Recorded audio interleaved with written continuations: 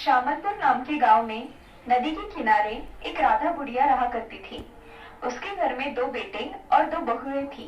उसका पूरा परिवार भरा भरा हुआ था, मगर राधा का लालची स्वभाव उसे चैन से बैठने नहीं देता था। बुढ़िया का बड़ा बेटा रमेश और उसकी पत्नी शीला एक स्कूल में टीचर थे। वो दोनों स्कूल में पढ़ाने के लिए घर से सुबह ही निकल जाया करते थे और उसका छोटा बेटा सुधीर उसकी पत्नी रमा के साथ खेती में काम किया करता था। उनके परिवार में कभी कोई नोकझोंक नहीं होती थी। उनका परिवार खुशी खुशी एक साथ रहा करता था। एक दिन राधा बुढ़िया अपने दोनों बेटों को बात करने के लिए बुलाती है। तभी बड़ा बेटा, माँ क्या बात है, तुमने हमें बुलाया? अरे तुम दोनों से कुछ बात करनी थी, इसीलिए मैंने तुम्हें बुलाया था। मुझे तुम दोनों से कुछ पैसे चाहिए थे। ठीक है ना माँ, कितने चाहिए बता देना, हम दे देंगे। हाँ माँ, कितने चाहिए बताओ। तुम दोनों मुझे महीने के 2000 रुपए दिया करो। मुझे कुछ लगा तो मैं लेकर आऊंगी। मेरे पास भी तो चाहिए ना कुछ ना कुछ। हाँ ठीक है माँ, मैं तुम्हें हर महीने 2000 रुपए दिया करूँगा। और माँ मैं भी 2000 रुपए दिया करूँगा। तुम्हें जो करना है वो करो उन पैसों का। मुझे तुम दोनों से यही उम्मीद थी। चलो अब मुझे काम करने हैं, तुम तुम्हारा काम करो। रमेश सुधीर से कुछ बात करता है और दोनों बोलते हैं, ये माँ को क्या हो गया है, ऐसे अचानक पैसे क्यों मांगने लगी है? क्या पता भैया, जाने दो, हमें बहुत काम है, चलो काम करते हैं। हाँ चलो। ऐसा कहकर रमेश और सुधीर अपना अपना काम करने के लिए चले जाते हैं। तभी रमेश की पत्नी शीला और सुधीर की पत्नी रमा रसोई में कुछ काम करती है। तभी रमेश शीला से, क्या मेरा टिफिन तैयार है? जी हो गया है, ये लीजिए। ऐसा कहकर शीला रमेश को टिफिन दे देती है और खुद भी तैयार होने चली जाती है। अब ऐसे ही बहुत दिन बीत जाते हैं। अब राधा दिन भर अपने आप से सोचती है कि अगर मैं मेरे पोता और पोती के खाने का सामान चुरा लूं, तो मुझे घर में बहुत सारा खाने को मिलेगा और मुझे बाहर से कुछ लाना भी नहीं पड़ेगा। ऐसा मन ही मन सोचकर राधा बुढ़िया बहुत खुश हो जाती है। अगले दिन सुधीर का बेटा श्रवण और रमेश की बेटी शर्वरी अपने स्कूल के लिए निकल जाते हैं। तभी राधा बुढ़िया उनके खाने का सामान जैसे बिस्किट, वेफर्स और चॉकलेट्स ऐसी सब चीजें चुराकर अपने कमरे में लेकर जाती है और वही कमरे में बैठकर उसे खा लेती है। मगर जब बच्चे स्कूल से घर आते हैं कि उनके खाने के सामान को किसी ने हाथ लगाया है, तभी दोनों बच्चे रमा के पास चले जाते हैं। चाची, हमारी खाने की चीजों को किसने हाथ लगाया?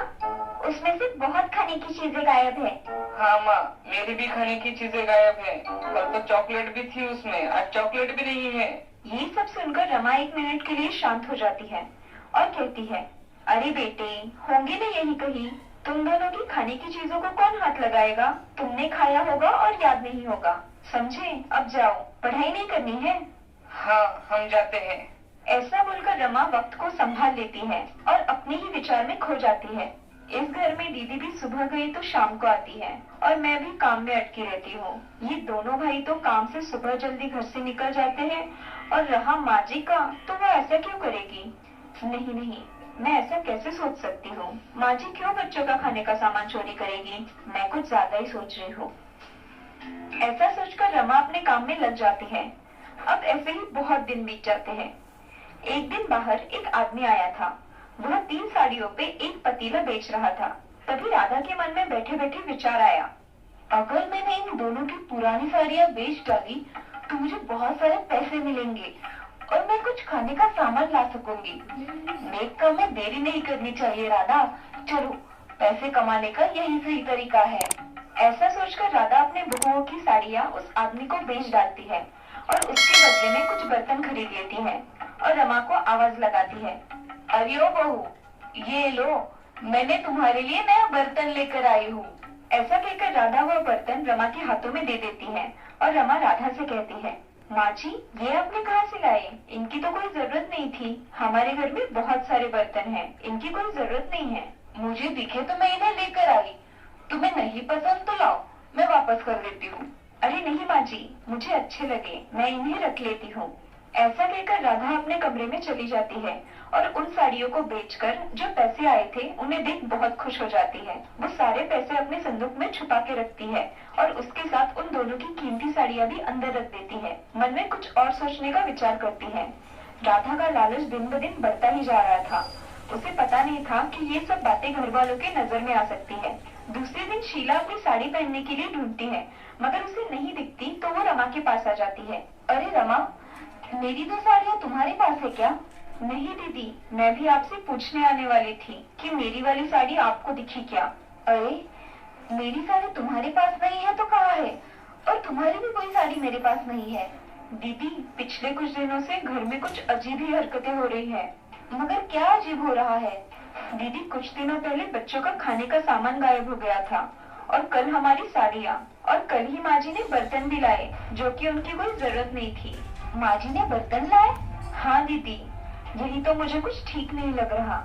हमें सावधान रहना होगा, जिससे किसी को हम पर शक न हो, और हमें घर में क्या हो रहा है ये भी पता चले, समझी? जी दीदी। ऐसा कहकर रमा और शीला अब घर में चौकन्ना होकर सारा काम किया करती थी।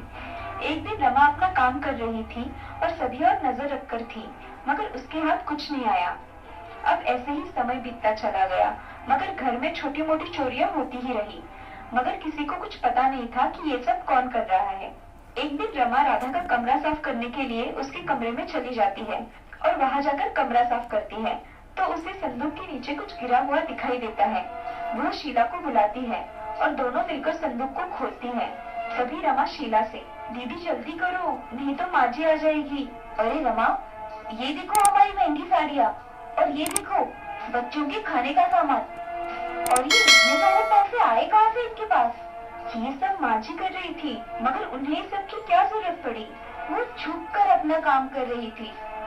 उनके मन में लालच आ गया है रमा, इसीलिए वो ये सब कर रही है। मगर क्यों दीदी? इस उम्र में पैसा खुद के पास रहे ऐसा सबको लगता है, इसीलिए उन्होंने ये तरीका अपनाया है, और इसीलिए वो इन दोनों से भी हर महीने पैसे मांगती है। अब हम क्या करें? इन दोनों भाइयों को सारी बात बता दे क्या? अरे नहीं रमा, ऐसा मत करो, हमें माँ जी को रंगे हाथ पकड़ना है, समझी?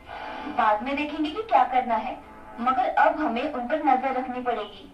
जी दीदी। उन दोनों की बातें हो ही रही थी कि राधा वहाँ आ जाती है और उन्हें बोलती है, तुम दोनों मेरे कमरे में क्या कर रही हो? मैं आपके कमरे की सफाई करने के लिए यहाँ आई थी, तो दीदी को भी बुला लिया सफाई करने के लिए। अच्छा, अब जाओ तुम दोनों, कल हमारे यहाँ मेहमान आने वाले हैं।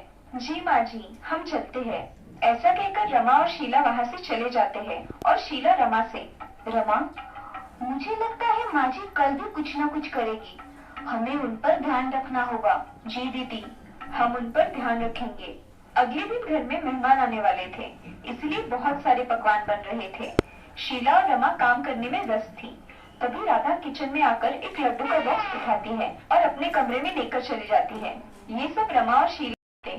सभी मेहमान आने के बाद सब खाना खाने के लिए बैठ जाते हैं, और उनमें से एक मेहमान का पॉकेट वहाँ नीचे जमीन पर गिर जाता है। तभी राधा गुड़िया की नजर उस पर पड़ जाती है। वह पॉकेट उठाने ही वाली थी कि शीला और रमा वहाँ आ जाते हैं और उनकी ओर देखते हैं। तभी राधा, अरे मेरे किसका है ये देख रही थी। माँ जी, अब इसमें से कितने पैसे मिलेंगे ये देख रही थी ना। कुछ भी बातें मत करो बहू, हमें सब पता है माँ जी, सब मेहमान हैं इसीलिए हम कुछ नहीं कर रहे। तुम दोनों पागल हो गई हो क्या? ऐसा कहकर राधा वह पॉकेट वह टेबल पर रखकर गुस्से से अपने कमरे में चली जाती है। ये सब देख रमा शीला की ओर देखती है। तभी शीला, सब मेहमान जाने के बाद देखेंगे, सबके सामने तमाशा नहीं चाहिए, चलो। ऐसा कहकर रमा और शीला काम करने चले जाते हैं। अब कुछ देर बाद सभी मेहमान अपने घर चले जाते हैं। अब राधा भी बाहर आकर बैठती है। तभी शीला राधा से, माँ जी, अब ऐसा क्यों कर रही है? तुम क्या कह रही हो बहू? मुझे कुछ समझ नहीं आ रहा। ये सब बातें सुन रमेश और सुधीर भी वहाँ आ जाते हैं, और शीला को ऐसी बातें कर रमेश शीला से, शीला, तुम्हें समझ में आ रहा है कि तुम किससे और कैसी बातें कर रही हो? हाँ, मुझे पता है मैं क्या बात कर रही हूँ। अरे अभी बोलो भी, अभी क्या हुआ है? अपनी माँ से पूछो, ये सब क्यों कर रही है। माँ, क्या हुआ है? अभी ये सब क्या कह रही है? मुझे माफ कर दो बेटा, मैंने अपने ही घर में चोरी की, बच्चों की खाने की चीजें चुराई। मुझे पैसों को लेकर मन में लालच आ गया था, इसीलिए मैंने ये सब किया।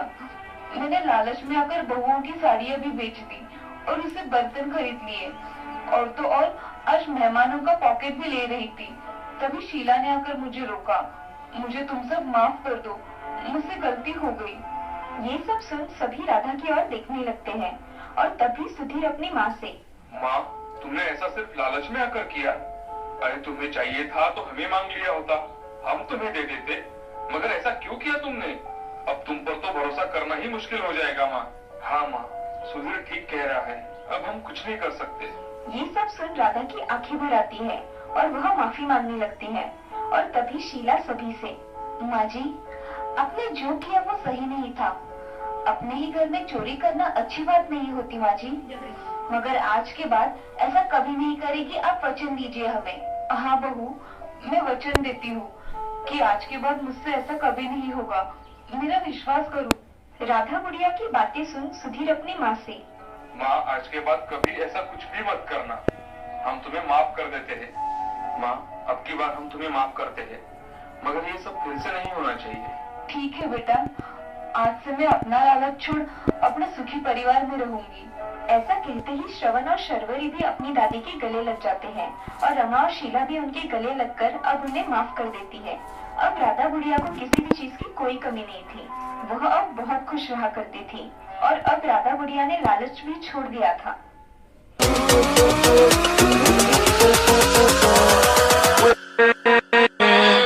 with